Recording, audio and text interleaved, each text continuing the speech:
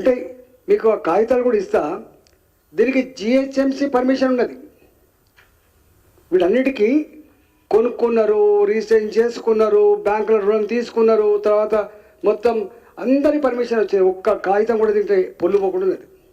మరి బుద్ధి ఉండవలసింది ఆ కూలగొట్టే ఎంఆర్ఓకి ఉండాల్సిన బుద్ధి, ఆయన ఆర్డర్ చేసిన ఆర్డీఓకి ఉండాల్సిన బుద్ధి, ఆ పైన ఉన్నటువంటి కలెక్టర్ ఉండాల్సినటువంటి జ్ఞానం ఎక్కడ పోయిందని చెప్పి అడుగుతున్నాను. నీకు నీ పాత కలెక్టరే కదా, నీవే పొజిషన్కి అయితే వచ్చినావో, నీ ఆఫీస్ ఎవరైతే నువ్వు నడుపుకుంటున్నావో దాంట్లో ఉన్న ఇంకో కలెక్టర్ ఉన్నారు కదా. ఇవాళ ఈ గంజా అమ్మటోళ్ళను కంట్రోల్ చేసే తెలివిలేదు వీళ్ళకు, గుడంబ అమ్మటోళ్ళకు తెలివిలేదు, దొంగలను కంట్రోల్ చేసి తెలివిలేదు. కానీ 200 మంది పోలీసులు మాత్రం పంపించారు.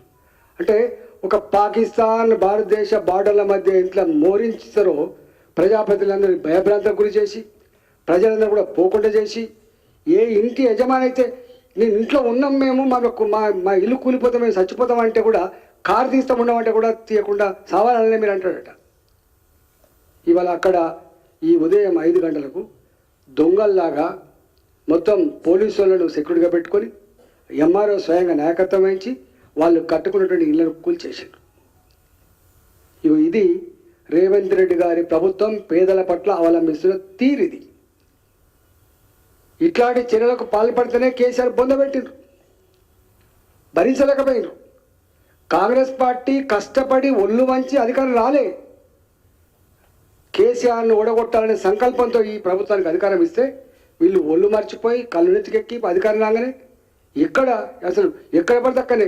దీని వెనుక పెద్ద కుట్ర ఏంటంటే, ఇది వాళ్ళకి తెలుసు అక్కడ లోకల్గా ఉన్నటువంటి నాయకులకు, వీళ్ళని కదిలిస్తే వీళ్ళు భయపడతారు. ఇప్పుడు అయ్యప్ప సొసైటీలో కదిలిచ్చి ఏం జరిగిందో ఇక్కడ కూడా 350 ఎకరాలు కాబట్టి, ఆల్రెడీ ఏర్పడ్డ కాలనీలు కాబట్టి, పేదోళ్ళు కాబట్టి, నోరు లేనోళ్ళు కాబట్టి వీళ్ళని భయభ్రాంతకు గురి చేస్తే వీళ్ళకు డబ్బులు ఇండైరెక్ట్గా వస్తున్నటువంటి ఆశతో ఈ పని చేసిండ్రు. నేను అడుగుతున్నా, ఇవాళ మున్సిపల్ అడ్మినిస్ట్రేషన్ కూడా ఇవాళ వారి కింద ఉంది. నేను నిన్న కలెక్టర్ ఫోన్ చేసిన, అయ్యా కలెక్టర్ గారు ఏమైనా ఉంటే నేను వస్తా మాట్లాడతా అంటే ఫోన్ ఎత్తాడు. డిప్యూటీ సీఎం గారు ఫోన్ చేసిన ఫోన్ ఎత్తాడు. జిల్లా ఇన్ఛార్జి మంత్రి గారు శ్రీధర్ బాబు గారు ఫోన్ చేసిన ఫోన్ ఎత్తారు. రెవెన్యూ మంత్రి గారు ఫోన్ చేసిన చివరికి ఎత్తిండు, అయ్యో నాకు తెలియదు అంటాడు. మరి తెలియకుండానే, అంటే మంత్రులకు రెవెన్యూ మంత్రికి తెలియకుండానే 200 మంది పోలీసులు ఎట్లా పోయినట్టు, ఎట్లా కూలగొట్టినట్టు, గింత సోయి లేకుండా ఎట్లా నడుస్తున్నటువంటి భావన ఇవాళ వ్యక్తం చేస్తున్నాం. అంటే మీకు అధికారం కట్టబెట్టింది తెలంగాణ ప్రజలు ఆలోచించాలి. చాలామంది మేధావులు, ఉద్యమకారులు అన్యాయం జరిగింది అని చెప్పి ఇవాళ వీళ్ళకు సపోర్ట్ చేస్తే వీళ్ళు చేసే వాళ్ళకేమైందో తెలంగాణ ప్రజలు ఆలోచించుకోమని చెప్పి కోరుతున్నాను. నేను అక్కడ ఎంపీని, పిరిజాదిగూడలో నా ఎంపీ పదవి కింద వస్తుంది. 24 ఏళ్ళుగా మేము ఇట్లాంటి దౌర్భాగ్య పరిస్థితి ఎప్పుడు చూడలే, ఇంత నీతిమాలిన పరిస్థితి ఎప్పుడు చూడలే.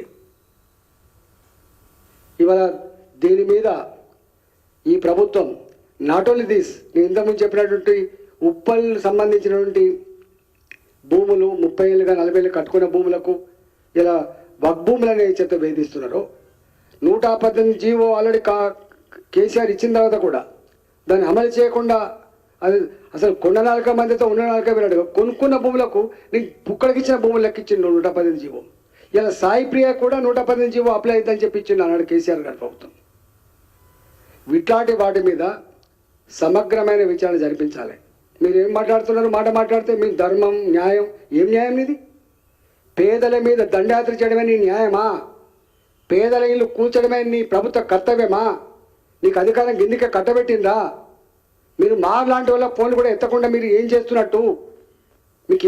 మీరు అంతకుముందు ఆ ప్రభుత్వం చేస్తున్నారని చెప్పి మీరు సానుభూతి ముసలి కన్నీళ్ళు కార్చారు కదా, మీరు చేస్తున్న పని ఏంటిది? అంత బిజీ అయిపోయింది. మీరు 10 ఏళ్ళు అధికారం లేదు, ఇక అందుకున్న కాడికి దండుకోవాలంటే తప్ప మీకు నిజంగా ప్రజల పట్ల, ప్రజల సమస్యల పట్ల మీకు ఏమాత్రం చిత్తశుద్ధి లేడానికి నిదర్శనం. ఇది ఆరంభం మాత్రమే. తప్పకుండా భారతీయ జనతా పార్టీగా ప్రభుత్వం చేస్తున్న దుర్మార్గాలని, దౌర్జన్యాలని, నీచమైన పనుల్ని చూస్తూ ఊరుకోవడానికి సిద్ధంగా లేము. నువ్వు అనుకుంటావు ఇలా జైల్లో పెడతావు కావచ్చు, కేసులు పెడతావు కావచ్చు. కేసులు పెట్టినోడు, జైల్లో పెట్టినోడు, భయపెట్టించినోడు ఏమైపోయిందో తెలిసిన తర్వాత కూడా మళ్ళీ గదే పని మీరు చేస్తున్నారు. ఇవాళ నేను అడుగుతున్న అధికారులను కూడా ఇలా నువ్వు పొమ్మనగా పోతూనే ఉంటావు. నువ్వు ఏం ఎంఆర్ఓ, నువ్వు ఏం ఆర్డీఓ, నువ్వు ఏం కలెక్టర్, నువ్వు ఏం సిపిలు, మీరు ఎవరి మీద దౌర్జన్యం చేస్తున్నారు? మీరు చట్టం లేదా, సిస్టమ్ లేదా, పద్ధతి లేదా మీకు? గతంలో బాధ్యత మరిచిన అధికారులు, సిస్టమ్ మరిచిన అధికారులు, చట్టాన్ని మర్చిపోయిన అధికారులు బానిస లెక్క పనిచేస్తే గతంలో జైలు పాలైన ఐఏఎస్ ఆఫీసర్లు ఇవాళ కూడా మళ్ళీ జైలు పాలవుతున్నారు. ఖబర్దార్ అని చెప్పి హెచ్చరిస్తా ఉన్నా.